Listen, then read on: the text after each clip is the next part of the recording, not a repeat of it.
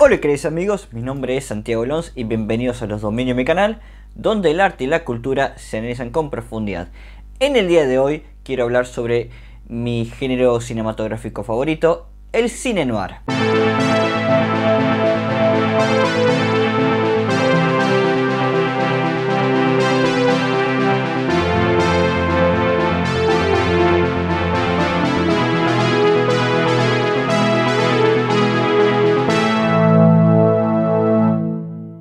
El cine noir, uno de los mejores géneros que ha dado la industria del cine.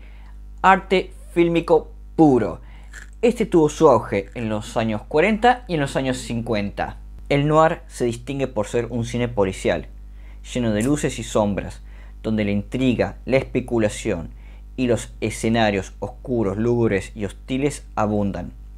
Las características básicas de este género consistían en dichos escenarios, sumado en tramas de carácter policial, normalmente de asesinatos y conspiraciones, con personajes, en el caso de los hombres, muy masculinos, y en el caso de las mujeres aparece la arquetípica femme fatale, sensual, tentadora y manipuladora. Para entender este género, vamos con el contexto histórico. Por un lado, debemos entender los aspectos visuales de este género. El mismo procede del expresionismo alemán, un movimiento artístico que terminó influenciando al naciente cine de principios del siglo XX, o sea, nos referimos muy en el principio a las películas mudas. Dos películas bastante referenciales del expresionismo alemán son Metrópolis y Nosferatu. Me fumé 3 horas de cine mudo alemán para poder mencionar a estas películas, y para que haya valido la pena, por favor, suscríbanse, la verdad me ayudarán un montón si lo hacen. Tanto la película Metrópolis de 1927 y en la película Nosferatu de 1922 encontramos una serie de escenarios claroscuros, además del uso de ángulos extraños y de líneas rectas. Otra de las grandes películas de este movimiento artístico es El gabinete del Dr. Caligaris. Estos aspectos visuales terminarían influenciando al propio cine noir.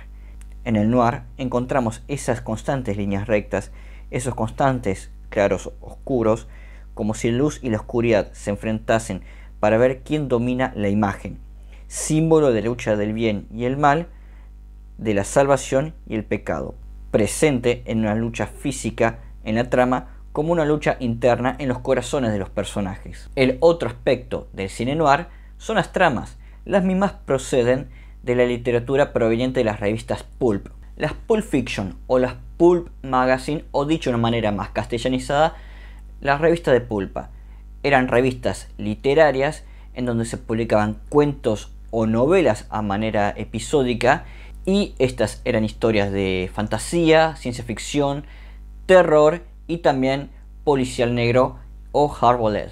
En este tipo de revistas encontraremos historias de crímenes donde la fortaleza espiritual de los hombres entra en juego a causa de la propia sensualidad o la misma avaricia. De estas obras podemos distinguir a autores como James M. Cain, Carl Jones Daly o Raymond Chandler. Una vez definidos los aspectos visuales y narrativos de este género, vamos con los arquetipos.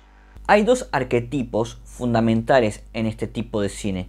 Primero, una figura masculina, por lo general protagónica. La misma puede ser un detective privado, como vemos en el caso de Humphrey Bogart en la película The Big Sleep, aunque también el protagonista tenga otro tipo de profesión. Sin importar tanto la profesión del personaje, notamos una característica importante.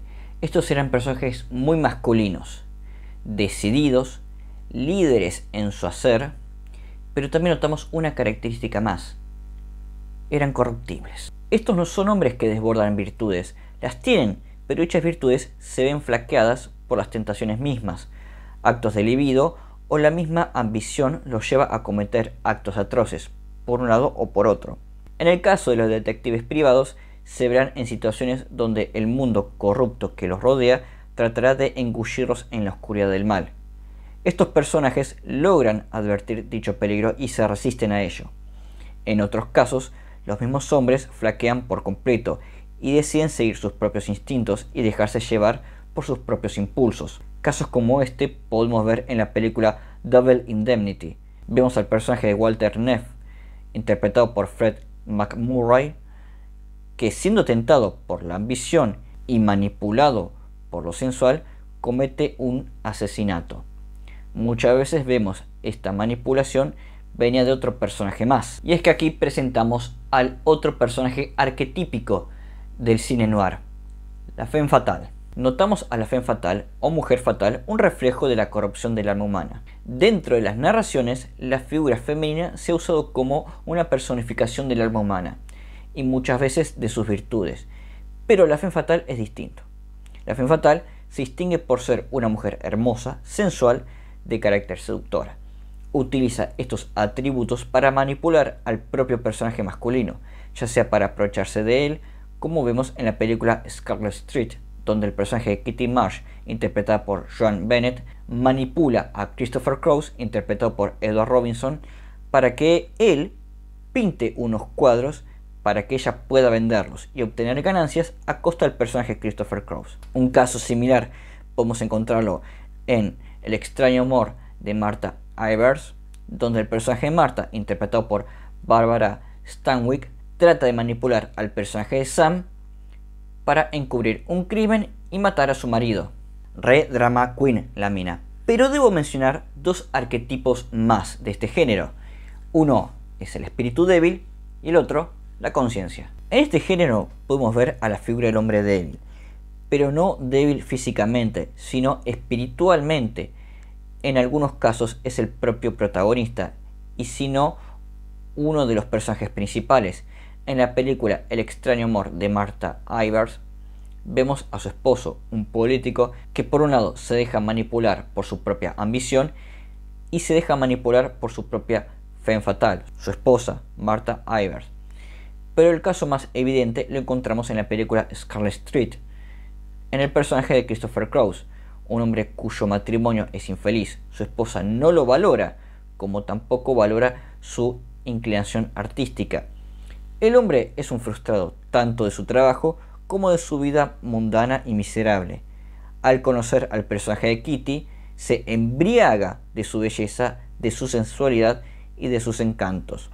Un hombre cuya debilidad espiritual no le hacen ver que el personaje de Kitty lo lleva por un mar de engaños y mentiras, para beneficio de ella y detrimento de Christopher. Y es que ahora nos toca hablar sobre el personaje que personifica a la conciencia. Otro personaje es un personaje a veces secundario, pero importante para la trama, que es la voz de la conciencia en este tipo de historias. En la película Double Indemnity tenemos al personaje de Barton Keyes, también interpretado por Edward Robinson, un personaje muy diferente al de su papel como Christopher Crouse en Scarlet Street. Aquí vemos a un vendedor de seguros honesto, un hombre confiable que sigue la ley a toda regla, alguien que pensaríamos que es incorruptible. Al final de la película, Barton descubre que su amigo Walter Neff había cometido un asesinato. Lo escucha atentamente cuando él mismo está grabando su propia confesión. Walter Neff trata de huir, pero Barton no se lo permite, ya que éste debe responder ante la ley.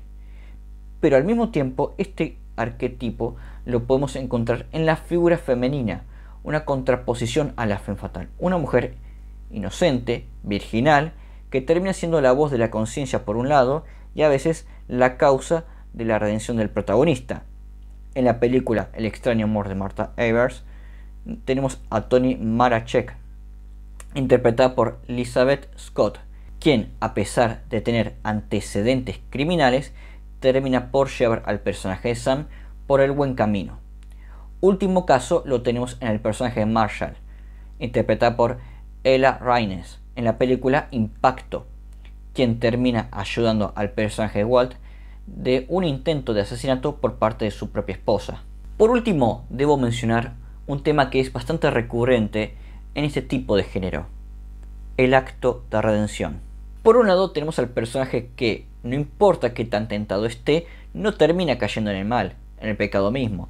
Por otro lado tenemos al personaje que, una vez habiendo cometido el crimen, lo encontramos en una lucha interna en donde la conciencia termina triunfando. En el caso de Double Indemnity, el personaje Walter Neff termina redimiéndose. Por un lado comete otro crimen más, mata al personaje de Phyllis, interpretada por Barbara Stanwyck, quien tenía pensado en usar al personaje de Nino Sacchetti como chivo expiatorio de los crímenes que anteriormente habían cometido. Pero al final Walter termina tomando cartas en el asunto. Luego de frustrar los planes de Phyllis, decide grabar toda su historia y todos sus actos que había cometido mientras estaba herido de muerte, además de que evita de que Nino Sacchetti sea chivo expiatorio. Bueno, el cine noir tuvo su auge en los años 40 y los años 50, pero se iría continuando más durante las siguientes décadas. Así que vamos con una lista de algunas de estas grandes películas. Dentro del catálogo por el cual pueden ver y apreciar a este género, encontramos a La Fugitiva, Double Indemnity, Strange Loves of Martha Ivers, Scarlet Street, Impacto, Devil's League, El Alcohol Maltés o Sunset Boulevard. Y es que hay muchas más películas para recomendar. Es un género que ha producido mucho arte fílmico. Conclusión: el cine noir es un género que realmente refleja la lucha del bien y el mal. Por un lado, refleja a la sociedad de los años 40 y los años 50, ciudades dominadas por el crimen, corruptas, y en cierta medida pareciese que refleja la propia sociedad actual. Incluso podríamos decir que podría reflejar a la propia sociedad argentina o incluso de Hispanoamérica, con la corrupción política que permite la propia delincuencia. De hecho, en Argentina, la mala dirigencia adrede de nuestra clase política le ha dado más derechos a los criminales y le ha quitado a la policía poder de acción para con ellos. Es un género que incluso es bastante actual a lo que nos pasa a nosotros los argentinos y a toda Hispanoamérica. Por mi parte esto fue todo, no se olviden de suscribirse, denle like, hagan clic en la campanita, comenten y compartan. Nos veremos en el próximo video. Hasta luego.